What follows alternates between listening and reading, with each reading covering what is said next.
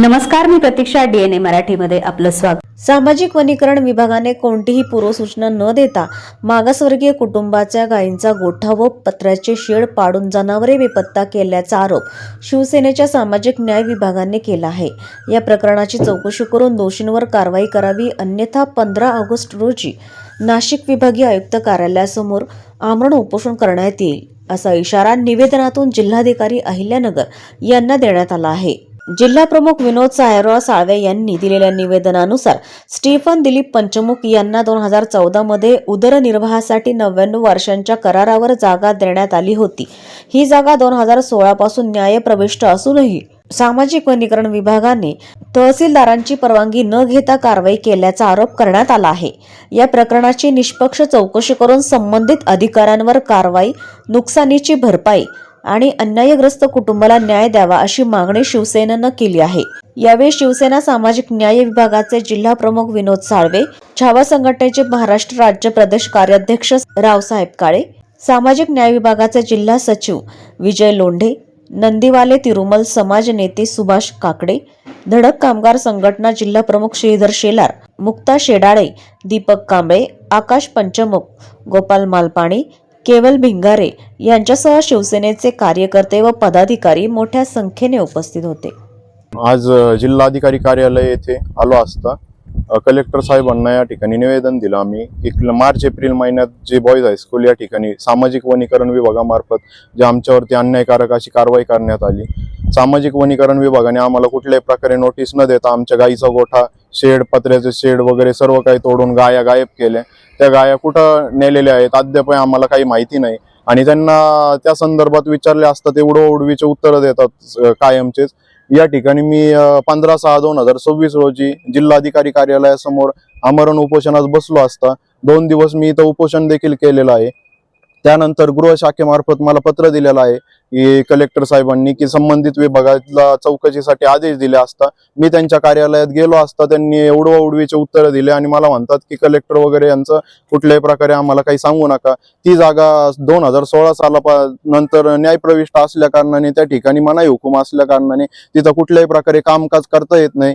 तर यांनी कोर्टाचा आदेश देखील सामाजिक वनीकरण विभागाने मांडलेला नाहीये आणि त्या ठिकाणी मोठ्या प्रमाणात शासनाचा निधी उपलब्ध करून त्या ठिकाणी शासनाची देखील फसवणूक केलेली आहे आणि त्यांना 80चं नोटीस मी पाठवले असता वकिलांमार्फत.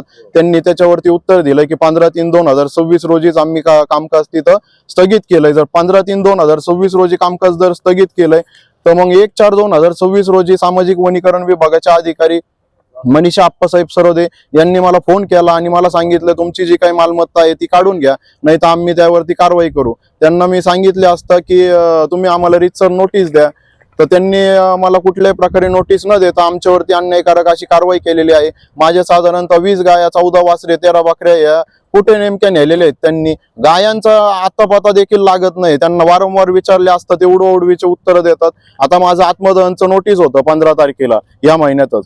तर मला 15 दिवसाचे सामाजिक वनीकरण विभागाने मला लेखी आश्वासन दिले असता मी ते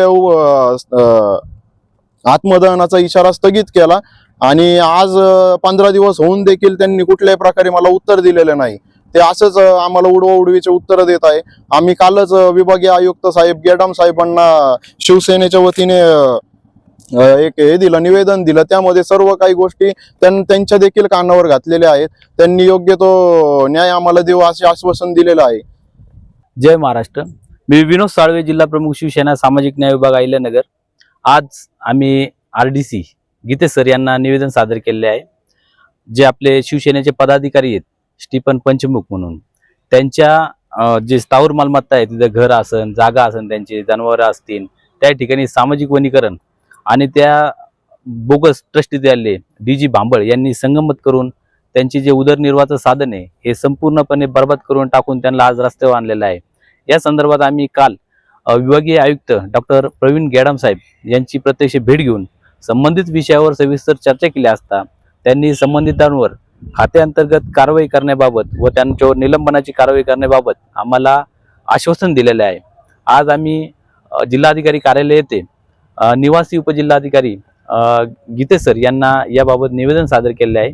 जर त्या सरोदे मॅडम असतील सामाजिक वनीकरणाच्या किंवा त्यांचे वरिष्ठ असतील आणि जे डी जी भांबळे त्यांच्यावर जर योग्य ती कारवाई नाही झाली तर येत्या 15 ऑगस्टला आपण विभागीय आयुक्त प्रवीण गेडाम साहेब यांच्या आयुक्त कार्यालयाच्या तिथं उपोषण करणार आहेत, तीव्र स्वरूपाचे आंदोलन करणार आहोत.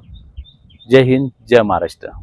जय महाराष्ट्र. मी रावसाहेब काळे, छावा संघटना प्रदेश कार्याध्यक्ष. आज जिल्हाधिकारी साहेब यांना निवेदन देण्यात आले आहे. जे सामाजिक वनीकरणाचे अधिकाऱ्यांनी आपल्या पदाचा दुरुपयोग केला आणि न्याय जे हक्क असतो त्यावरती या पंचमुख कुटुंबियांना त्यांनी वेठीस धरलं आणि पदाचा दुरुपयोग करून त्यांचं नुकसान केलेलं आहे. याच्यावर कारवाई करण्यासंदर्भामध्ये आम्ही निवेदन दिलेलं आहे. योग्य कारवाई जर न कारवाई जर नाही केली तर त्याच्यावर तीव्र स्वरूपाचं आंदोलन आम्ही छेडणार आहोत. जय हिंद, जय महाराष्ट्र.